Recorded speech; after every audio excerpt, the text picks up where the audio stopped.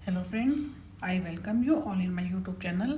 आज इस वीडियो में हम ब्लॉक 1 का यूनिट 2 स्टार्ट करेंगे, जिसमें हम डिस्क्रिप्टिव एंड इन्फ्लुएंशियल स्टैटिस्टिक्स की बात करेंगे। सबसे पहले डिस्क्रिप्टिव का मतलब क्या, नाम से ही मालूम हो रहा है कि हम जिस चीज़ को डिस्क्राइब करते हैं। जैसे स्टैटिस्टिक्स के अंदर हमें जो भी डाटा मिलता है, हम उस डाटा को कैसे उसको डिस्क्राइब करते हैं, कैसे उसको हम डिटेल में उसके बारे में हम कैसे डिस्क्रिप्शन करते हैं, उसके बारे में आता है। जैसे अभी जो जैसे यहाँ कहा कि स्टैटिस्टिक्स का जो है हर इंसान के लिए मीनिंग जो होता है वो डिफरेंट होता है। एक लेमैन के लिए अलग होता है, स्टैटिस्टिशियन के लिए अलग होता है, मैथमेटिशियन के लिए अलग होता है। तो आज की डेट में जो कि स्टैटिस्टिक्स का काफ़ी ज़्यादा आजकल एक वो इंडिपेंडेंट सब्जेक्ट के रूप में हम उसको पढ़ते हैं। तो the word statistics had different meaning to different person. For some it is one number description of a set of data. कुछ लोगों के लिए क्या होता है, जो हमारा डाटा होता है, डाटा के लिए हम सिंपल उसकी डिस्क्रिप्शन करते हैं। Some consider statistics in terms of number use measurement और काउंट्स। कुछ लोग क्या करते हैं, जो ऐसे नंबर जिनको हम मेजर करते हैं उसके लिए। मैथमेटिशियन क्या कहते हैं कि इसमें सिंपल इसको क्या कहते हैं, जो डाटा होता है, डाटा का मतलब क्या, वो क्या कहते हैं मैथमेटिशियन कि वो स्टैटिस्टिक्स। जहाँ पे डाटा वर्ड होता है, it mean there we use statistics. तो इसका मतलब क्या है कि इस टाइप से इन्होंने डिफरेंट तरीके से लोगों ने कैसे कैसे इसको अपने तरीके से यूज़ किया, डिफाइन किया। अब क्या है कि इसमें क्या है कि also knowledge of statistics is applicable in day to day life in different way. हम अपनी डे टू डे लाइफ में डिफरेंट तरीके से हम इसको यूज़ करते हैं। तो इसमें क्या है, statistics is used by people to take decision about the problem on the basis of the different types of information available to them. हमारे पास जिस तरह की इंफॉर्मेशन होती है, हम उसी के हिसाब से हम उसको यूज़ करते हैं। उसी के हिसाब से हम जो है, जैसे हमारी प्रॉब्लम होती है, अब इसको जैसे हम आगे आगे पढ़ते जाएंगे, आपको ये कंसेप्ट जो एकदम क्लियर होता जाएगा। सबसे पहले जब हम डाटा की बात करते हैं, इन्होंने क्या कहा है कि जो स्टैटिस्टिक्स है, इसको हमने बेसिकली 2 डिफरेंट वेज में हम इसको यूज़ करते हैं। एक तो जिसमें इन सिंगुलर सेंस, अगर हम सिंगुलर सेंस की बात करते हैं तो स्टैटिस्टिक्स क्या होता है, refers to what is called the statistical method, जिसमें हम स्टैटिस्टिकल मेथड्स की बात करते हैं। अगर हम इसको प्लूरल सेंस में यूज़ करते हैं, तब इसको हम डाटा के नाम से बोलते हैं कि अब हम इसको डाटा में यूज़ कर रहे हैं। फिर उसके बाद क्या है कि जो साइंस ऑफ स्टैटिस्टिक्स में be broadly studied under 2 heading. First is descriptive and second is influential.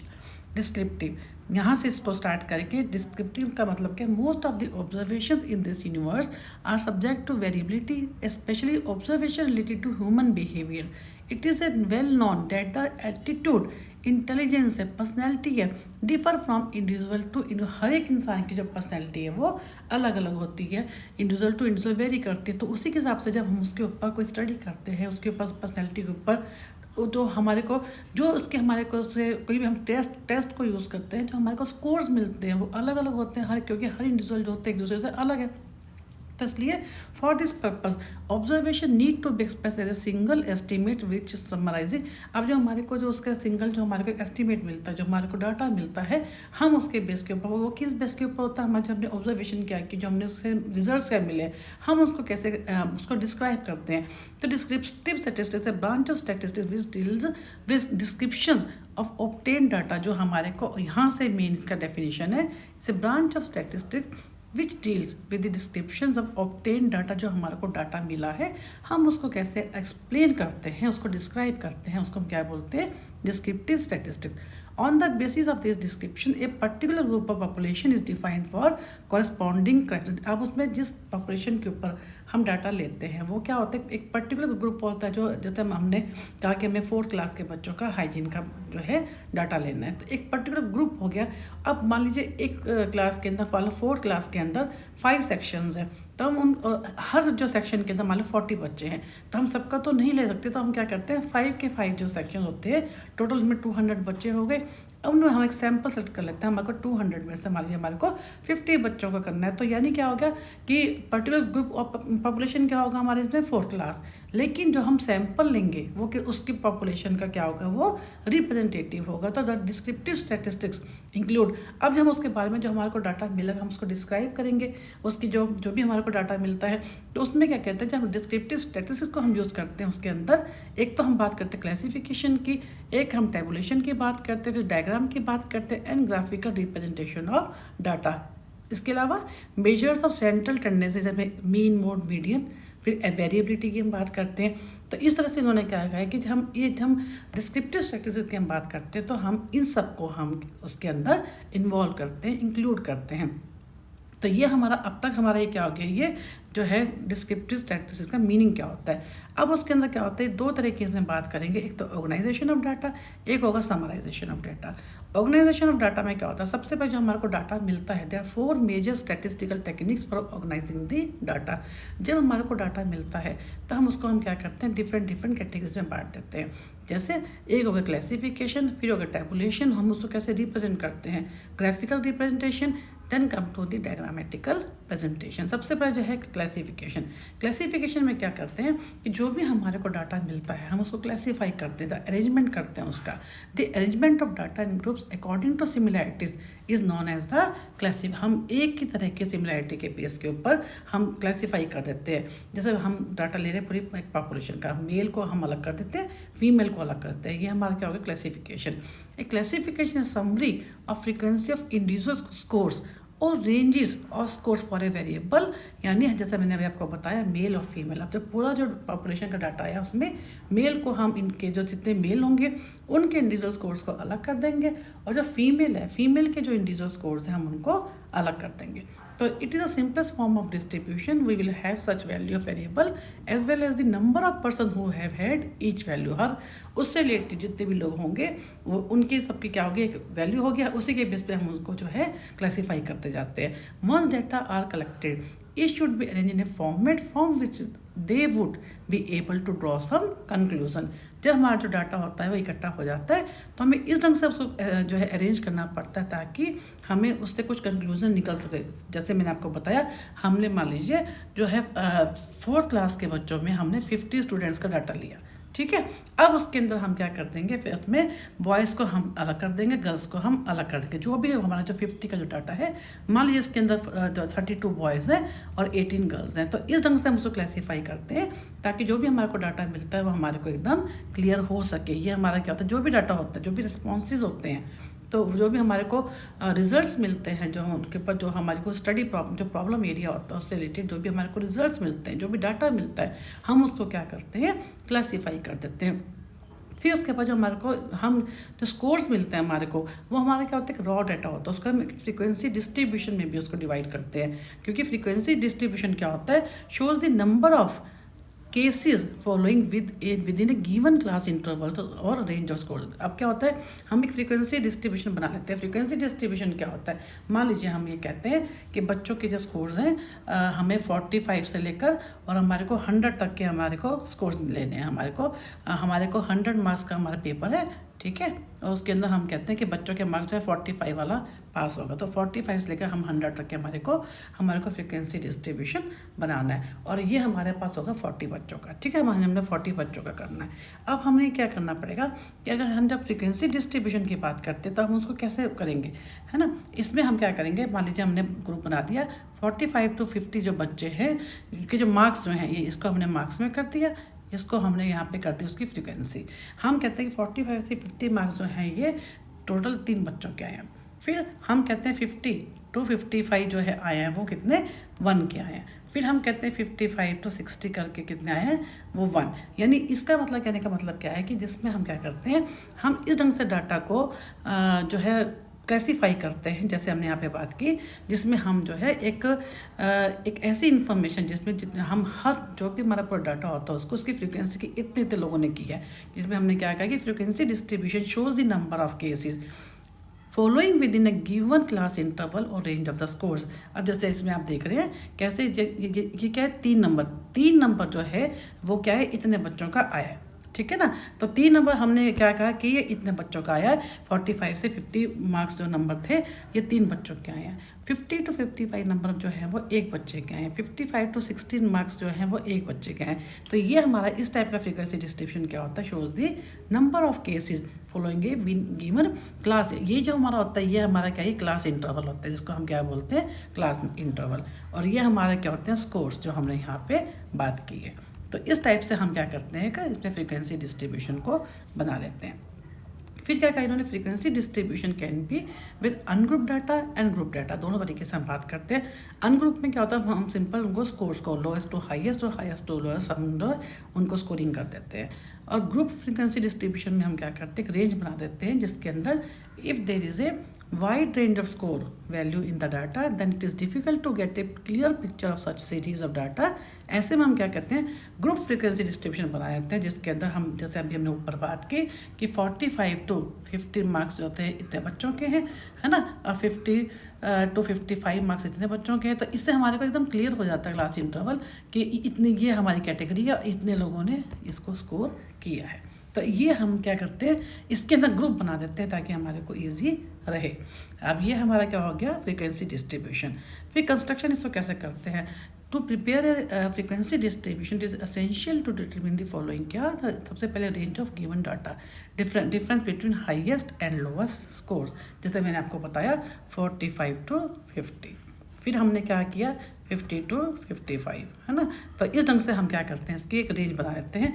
ये हो गया हाईएस्ट एंड लोवेस्ट स्कोर।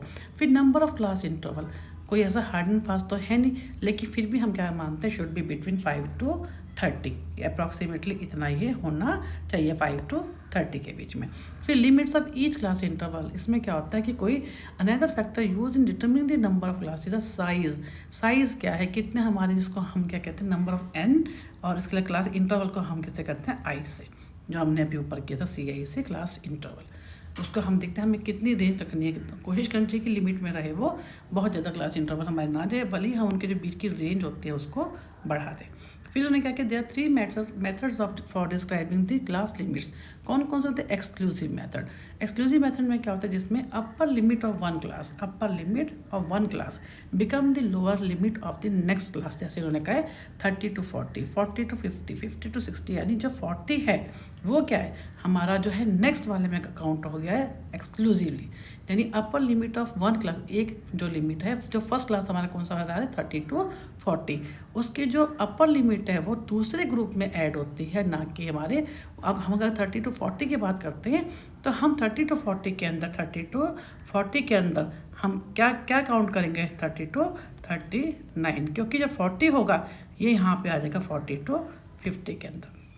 ये इसके अंदर फ़र्क होता है, इसको हम क्या बोलते हैं, एक्सक्लूसिव। देन हम बात करेंगे इंक्लूसिव की, जिसके अंदर जो एक अपर लिमिट है, जैसे आप देख रहे हैं 30 to 39, फिर नेक्स्ट हो गया 40 to 49, यानी ये जो अपर लिमिट है ये उसी ग्रुप के अंदर अपर limit of one class does not become the lower limit of the next class, यानी 39 जो है वो उसी में शामिल हुआ है, ना कि वो नेक्स्ट में 30 to 39। ये जो 39 है ये इसी का पार्ट है। फिर हम बात करते हैं जैसे 40 to 49 की, तो 40 to 49 के अंदर ये इसमें 49 भी इसी में ही है कि वो 50 to 59 में ऐड नहीं होगा। तो ये होता है, इसको हम क्या बोलते हैं, इंक्लूसिव मेथड। देन हम बात करेंगे एक्चुअल, जिसमें हम पॉइंट्स की बात करते हैं, जिसमें ये score in the interval extends from the 0.5 units below to the 0.5 unit, यानी 0.5 पे जब 29 to 39.5, 39.5 to 49.5, ठीक है। इसमें भी आ जाएगा कि इसकी लिमिट जो है ये वाली, ये इसमें ऐड नहीं, इसमें नेक्स्ट वाले में होती है, ठीक है। तो इस टाइप से ये हमारा क्या होगा, ट्रू और एक्चुअल क्लास मेथड। फिर है टाइप्स ऑफ फ्रीक्वेंसी डिस्ट्रीब्यूशन, किस किस टाइप के होते हैं frequency distribution. First is called the relative frequency distribution, very simple. इसमें क्या होता है कि relative frequency distribution is distribution that indicate the proportion of the total number of cases observed at each score value or interval of score values। तो language ऐसी है, मैं आपको सिंपल वर्ड में समझाती हूँ।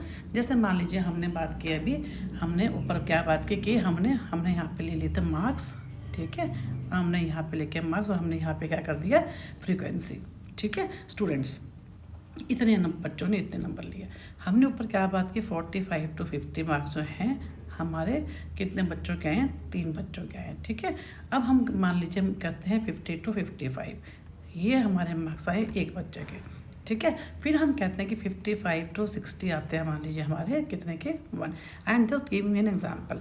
अब आप देखेंगे जैसे हम आगे तो हम कितना मर्जी भी इसको कर सकते हैं, लेकिन हम इसको आपको सिंपल मैं आपको एक्सप्लेन करने के लिए, समझाने के लिए कर रही हूँ। जैसे अब इसमें क्या होता है, रिलेटिव में क्या होता है, हमारा ये है, अगर टोटल करेंगे 3, 4, 5, ठीक है, ऐसे बन जाता है वो। मान लीजिए इसका टोटल हमारा आ गया 5, ठीक है। अब रिलेटिव फ्रीक्वेंसी में क्या होता है, हम क्या करेंगे, रिलेटिव फ्रीक्वेंसी में हम क्या करेंगे, 3 divided by 5, 1 divided by 5, फिर 1 डिवाइडेड बाई 5, यानी अब इसको आप समझेंगे तो आपको एकदम समझ में आ जाएगा जो मैं आपसे बता रही हूँ। यहाँ पे जो इन्होंने लिखा हुआ है कि a relative frequency distribution is distribution that indicate the proportion of the total number of cases, जो हमने अभी कितने किए 5। ऑब्जर्व डेट ई स्कोर वैल्यू, जो हमने हर फ्रीक्वेंसी को हमने डिवाइड किया किससे, हमारे टोटल वैल्यू से। तो ये हमारा क्या होगा, रिलेटिव फ्रीक्वेंसी डिस्ट्रीब्यूशन। अब अगर हम इसी को ही बात करते हैं रिलेटिव फ्रीक्वेंसी डिस्ट्रीब्यूशन क्या होगा, इसी टेबल को अगर हम करते हैं तो इसमें क्या होता है, जिसमें हम हर चीज़ को जो क्या करते हैं उसको हम रिलेटिव फ्रीक्वेंसी में उसके साथ हम क्या बोलते हैं कि इसको ऐड करते जाते हैं रिलेटिव फ्रीक्वेंसी के अंदर। जैसे हम क्या कहते हैं जो है क्यूमुलेटिव के अंदर, मान लीजिए हमारे पास ये आया कि हमने अभी आपसे क्या कहा कि हमने अभी जो टेबल की थी इसमें हमने कहा कि 45 to 50 आए कितने बच्चों के 3, ठीक है। हमने कहा 50 to 55 आए कितनों के 2 के। सपोज करो अब हमने यहाँ पे 2 कर दिया, हम इसको 1 भी कर सकते हैं, ठीक है। देन हम कहते हैं 55 to 60 आए कितने के 1 पे, हमारा अगेन वो 5 आ गया।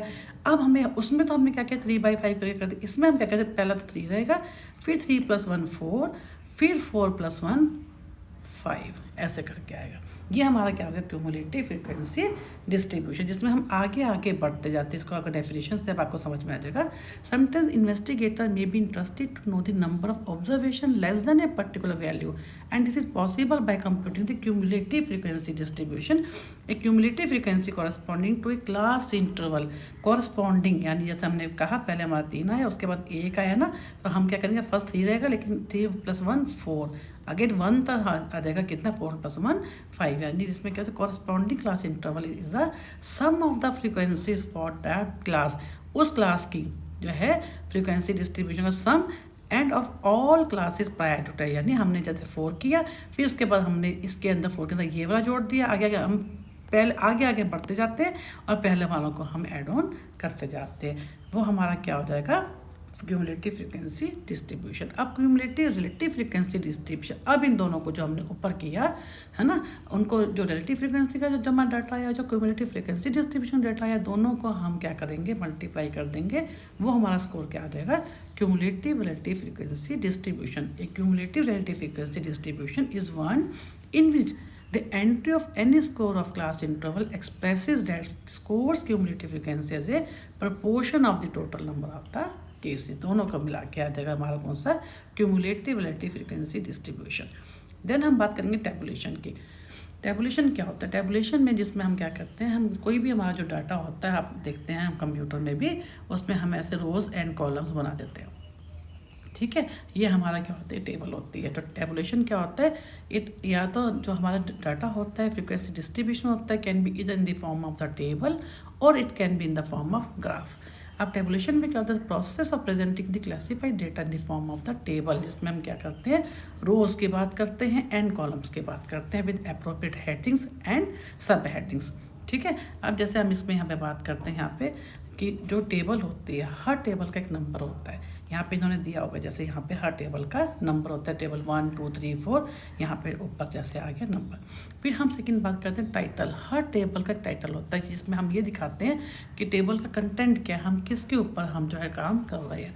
तो title should be clear, brief and self explanatory. जैसे हमने टाइटल यहाँ पे ये हमारा क्या हो गया टाइटल। फिर हम बात करें कैप्शन।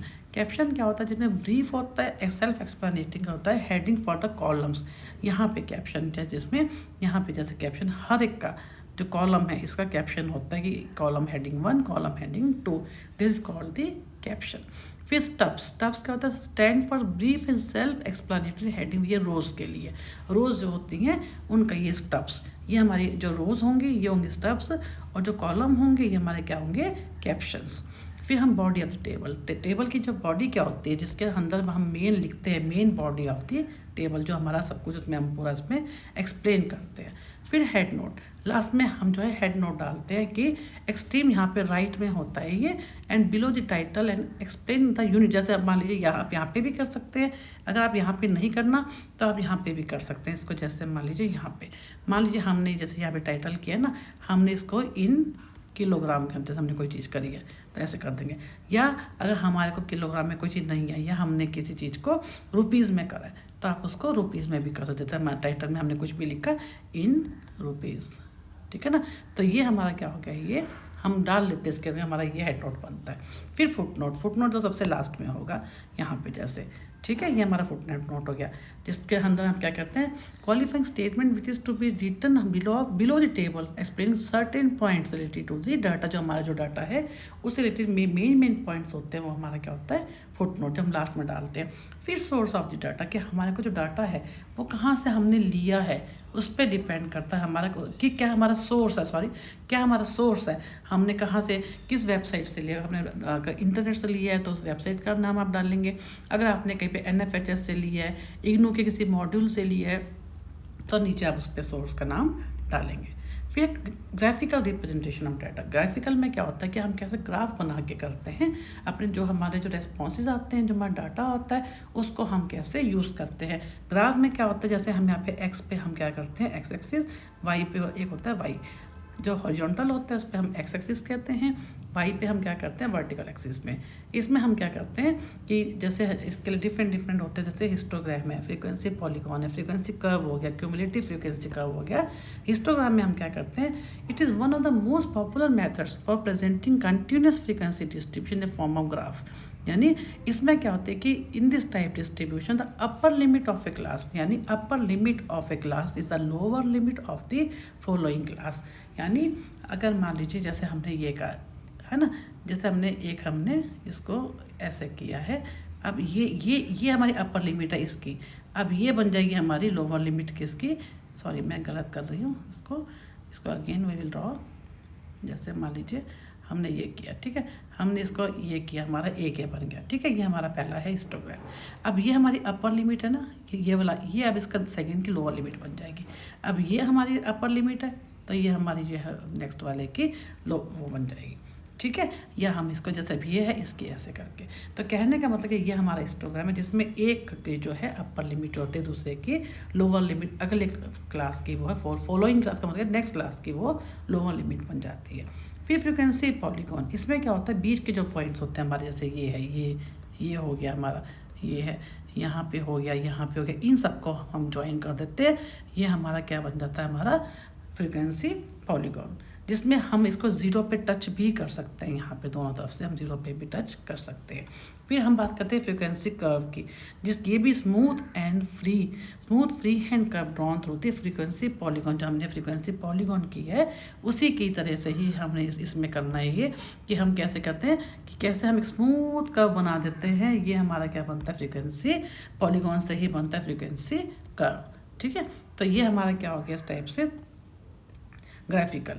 फिर हम बात करें क्यूमुलेटिव फ्रीक्वेंसी कर्व और ओजाइव। ओजाइव क्या होता है, एक दो तरीके होते हैं, लेस देन ओजाइव और मोर देन ओजाइव।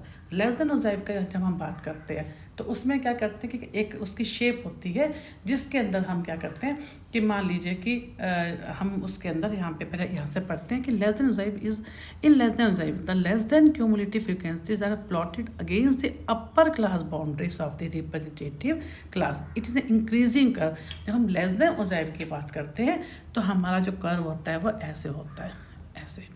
कैसे, क्यों होता है ऐसे, इसको हम प्लॉट कैसे करते हैं, क्योंकि यहाँ पे इन्होंने बहुत ज़्यादा डिटेल में नहीं दिया हुआ, मैं आपको बताती हूँ। उसके अंदर जब हम लेस देन ओजाइव की बात करते हैं तो हम कैसे करते हैं लेस देन ओजाइव का, हमारा कर्व ऐसे कैसे बनता है। मान लीजिए हमारे पास एक टेबल है, आपके पास डाटा है जिसके अंदर मैं आपको टेंटेटिव ऐसे अपने हिसाब से बता दूँ। आपको यहाँ पे मार्क्स दे रखे हैं, ठीक है, और यहाँ पे आपको नंबर ऑफ स्टूडेंट दे रखे हैं, ठीक है। अब मान लीजिए, ठीक है, अब मान लीजिए यहाँ पे मार्क्स में क्या है, 0 to 5 मार्क्स आपके आए, कितने बच्चों के, 7 बच्चों के, ठीक है। 5 से 10 नंबर आपके कितने बच्चों के आए, 10 नंबर बच्चों के। फिर आपके 10 से 15 जो मार्क्स हैं आपके 10 to 15 वो आपके 20 स्टूडेंट्स के आए। देन जो है 15 to 20 मार्क्स कितने बच्चों के आए, 13 बच्चों के, ठीक है। फिर 20 to 25 मार्क्स आपके बच्चे हैं कितने हैं, 12। देन हम बात करते हैं 25 to 30 मार्क्स कितने बच्चों के आए, 19 बच्चों के। देन हम कहते हैं 30 to 35 आए कितने के, 14 के। एंड थोड़ी बड़ा हम इसमें ले लेंगे, क्योंकि बड़ा में थोड़ा आपको ज़्यादा अच्छे से क्लियर आएगा। 35 to 40 हम कहते हैं, मान लीजिए 9 बच्चों के नंबर है। अब हम जब बात करते हैं लेस देन और साइड की, तो इसमें हम क्या करते हैं कि हम ऐड करते जाते हैं। अगर आप इसका सारे का अगर आप टोटल देखेंगे, अगर हम जो ये जो आपने टेबल बनाई है, इस टेबल का अगर हम जो जितना जो हमारा डाटा है, अगर आप इसको ऐड करेंगे तो आप क्या देखेंगे इसके अंदर कि ये जो है आपका, ये जो टोटल आया है, ये हमारा जो आया है, मैं आपको बताती हूँ अभी। ये जो हमारा जो टोटल आया है, ये वाला, ये हमारा टोटल आया है 104। तो इसके लिए जब हम लेस देन ऑब्जेक्ट की बात करते हैं तो हम यहाँ पे लिखेंगे less than 5, less than 10, less than 15, और यहाँ से हम क्या करेंगे 7, तो हम पहला तो सेम रहेगा, लेकिन उसके बाद हम आगे ऐड करते जाएंगे। जैसे 7 + 10 कितना हो जाएगा 17। फिर जो 17 आया इसके अंदर हम इसमें 20 ऐड करेंगे, ये हमारा हो जाएगा 37। अब ये जो 37 आया इसके अंदर हम क्या ऐड करेंगे 13, ये हमारा हो जाएगा 50। यानी आगे करते करते आप देखेंगे बढ़ते बढ़ते हमारा कितना आ जाएगा 104। ये हमारा जब इस कर्व को आप बनाएंगे तो ये ऐसे जाएगा। अगर आप इसको प्लॉट करेंगे एक्स और वाई पे, उसमें हम क्या करेंगे, मान लीजिए हमने यहाँ पे हम लेंगे मार्क्स और यहाँ पे हम लेंगे स्टूडेंट्स, तो आप देखेंगे हमारा जो कर्व होगा ऐसे, this will be called the less then object. ठीक है, ये हमारा क्या होता है लेस देन ऑब्जेक्ट। अब इस टाइप से मैं टेबल करके बताया ताकि आपको दिक्कत ना पड़े। इसमें हम क्या करते हैं कि आगे हम ऐड करते जाते हैं और हमारा जो कर्व होता है ऊपर की तरफ से बढ़ता हुआ होता है। अगर हम मोर देन ऑब्जेक्ट की जब बात करते हैं तो इसमें क्या होता है, ये उसके उल्टा होता है। इसमें लोअर बाउंड्रीज की बात करते हैं, उसका जो हमारा कर्व होता है ये ऐसे होगा। Next from left to right, उसमें हम क्या करते हैं, जैसे अब मोर देन ड्राइव में कि more than cumulative frequency plotted against the lower class boundaries of the respective class, इसे डिक्रीजिंग कर्व होता है फ्रॉम लेफ्ट टू राइट, जैसे मैंने अभी आपको बताया। ठीक है, अब इसमें भी हम क्या करते हैं, उसमें हमने क्या किया आगे क्या ऐड किया था, उसके अंदर जो हमने अभी टेबल बनाई थी उसमें मान लो मैंने आपको बताया था 104 हमारा हाईएस्ट नंबर है। अब उसमें हम माइनस कर, उसमें हमने ऐड किया था, इसमें हम 104 माइनस, जैसे हमारा फर्स्ट फिगर जो थे वो 7 थी, 104 - 7 97। फिर 97 के बाद हमने जैसे मान लीजिए हमने किया था 10, तो आ जाएगा 90। ऐसे हम आगे आगे करते करते माइनस माइनस माइनस करते हुए हम लास्ट में कहाँ आ जाएंगे 0 पे आ जाएंगे। ये हमारा क्या हो जाएगा मोर देन ऑब्जेक्ट। अब हम बात करते हैं इसकी, मुझे लगता है आपको बहुत अच्छे से समझ आ गया होगा। मैंने इसको बहुत अच्छे तरीके से आपके लिए इजी करके टेबुलर फॉर्म में इसलिए बताया था कि आपको डाटा हो जब होता है तो ज़्यादा अच्छे से आपको वो चीज़ क्लियर हो पाती है। फिर डायग्रामेटिक प्रेजेंटेशन ऑफ डाटा, जब हम डायग्राम की बात करते हैं तो उसमें क्या होता है कि हम डायग्राम के हम बना के देखते हैं, जो हमारा जो हर चीज़ में डाटा ही है, पर डाटा को हम कैसे डायग्राम में कर सकते हैं, कैसे हम उसको ग्राफिकल में कर सकते हैं, कैसे हमको उसको हिस्टोग्राम में, कैसे हम उसको सिंपल फ्रिक्वेंसी कर्व के थ्रू कर सकते हैं।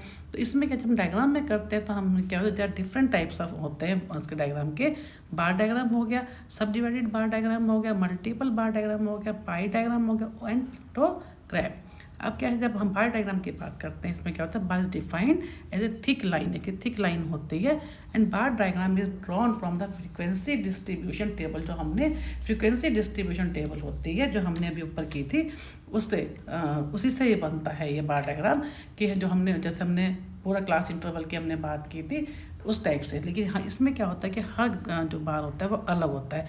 जैसे हमने कहा था कि एक्स एक्सिस के ऊपर हम क्या करते हैं, हॉरिजॉन्टल एक्सिस के ऊपर हम distribution table representing the variable on the horizontal axis, और फ्रीक्वेंसी को हम क्या करते हैं वर्टिकल पे। जैसे हम कहते हैं अगर हम बार डायग्राम की बात करते हैं तो जैसे ये ऐसे, फिर ऐसे करके ये सब अलग अलग होते हैं ये। ठीक है, सेम हमारा जो डाटा होगा हम उसको कैसे कैसे इसके ऊपर हम कर सकते हैं। ये हमारे क्या हो जाएंगे बार डायग्राम, जिसमें pictorial representation of data basically in the form of vertical और हॉरिजॉन्टल रेक्टेंगुलर बार्स के रूप में हम करते हैं, where the length of the bars are proportional to the measure of the data. जो हमारे पास डाटा होते हैं उसके हिसाब से हम उसको बनाते हैं। सिंपल वर्ड्स में क्या होता है, बार डायग्राम इज अ चार्ट और graph that represent the categorical data with rectangular bars with Heights है, लेंथ्स है, जो विच रिप्रेजेंट आवर रिस्पॉन्सेज और डाटा। ठीक है, वाई में हम क्या करते हैं फ्रीक्वेंसीज को लेते हैं, और एक्स पे हम क्या लेते हैं जो भी हमारा जैसे नंबर ऑफ स्टूडेंट्स की हमने बात की उस टाइप से। ये हमारा एक्स एक्सिस हो गया, ये हमारा वाई एक्सिस। फिर subdivided bar diagram, subdivided में क्या होता है कि इसके अंदर एक के अंदर ही हम अलग अलग कैटेगरीज को दिखाते हैं। सब कैटेगरीज बना देते हैं उसके अंदर। मान लीजिए हमने जो डाटा दिखाया, हमने ईयर वाइज डाटा दिखाया हमने कि इस साल में इतनी पॉपुलेशन बढ़ी, है ना। अभी हमारे यहाँ पे ईयर में हमने 2011 दिखा दी, अब तो ये इतने मेल बढ़े, इतने फीमेल हुए, ठीक है ना। आगे इस ढंग से हम ईयर वाइज दिखाते हैं, जिसमें हम डाटा को जो अपना जो बार डायग्राम है उसको हम आगे फर्दर बांट देते हैं। मल्टीपल बार डायग्राम में क्या होता है, जिसमें एक से ज़्यादा हम बना देते हैं। जैसे हमने यहाँ पे ये बनाया, उसी के साथ ही हमने एक और बना दिया, यानी इसमें हम एक एक चीज़ को, अलग अलग चीज़ को हमने, जैसे हमने बताया कि 2001 में पॉपुलेशन इतनी है, इसमें मेल इतनी है, फीमेल इतने हैं, फिर ऐसे करके ना आगे आगे हम उसको और बढ़ाते जाते हैं। A set of bars from for person place related phenomena are drawn side by side without any gap. हमें कोई भी गैप नहीं करना, हर चीज़ में हमारा कोई क्लियर होता जाएगा कि इसके साथ साथ ये है। हर जो डाटा होता है वो एकदम ऑटोमेटिकली आप जब ड्रॉ करेंगे डाटा लेकर, तो है आजकल इंटरनेट पे सारा डाटा है, आप कहीं से भी किसी भी टेबल को लेंगे ना, आपको कंसेप्ट एकदम क्लियर हो जाएगा। बस मेन आपको ये था कि आपको जैसे बार डायग्राम कैसे बनता है, उसी के अंदर हम सब डिवाइडेड में उसी के अंदर कैटेगरी बना देते हैं। फिर मल्टीपल में क्या होता है, एक चीज़ जो है अलग तरीके से जैसे मैंने आपको बताया कि हम क्या कहते हैं कि भाई हमने ईयर वाइज हमने बताया, ईयर में मेल कितने थे, फीमेल कितने थे, ठीक है। फीमेल के अंदर हम उसको फर्दर आगे एज में बांट दें, इतने लेस देन 20 to 40 to 60। इस तरह से हम आगे के जो कैटेगरी बनाते जाएंगे वो हमारा क्या होता है मल्टीपल। हर एक के लिए हम क्या करते हैं, सिंगल एक एक बार हम बनाते जाते हैं। फिर पाई डायग्राम, ये सबको पता है, ये एक सर्कल के फॉर्म में होता है, जिसमें हम क्या करते हैं, एक सर्कल के रूप में बना देते हैं। हम कहते हैं इतना मान लीजिए इतना मेल है, इतनी फीमेल हैं, इतने बच्चे हैं, है ना, और रिमेनिंग जो रह गया वो उसके अंदर हम जैसे एडल्ट हैं, ठीक है ना। और मान लीजिए हमने एज बना दी थी, हमने कहा कि मेल जो है ये है जो है इसके अंदर मेल का, कि हम इसको मेल को हम कहते हैं कि लेस देन 30 हैं, ठीक है। फीमेल भी लेस देन 30 हैं, बच्चे जो हैं वो लेस देन 18 है। अब जो बाकी बच गया वो हमारा पॉपुलेशन क्या होगी, that will be represented through the pie diagram. तो इस टाइप से ये हमारा जो है पाई डायग्राम होता है। तो हमने ये जो फर्स्ट पार्ट था हमने कंप्लीट कर लिया। सेकंड वीडियो में हम समराइजेशन ऑफ डाटा से स्टार्ट करेंगे। Thank you for watching.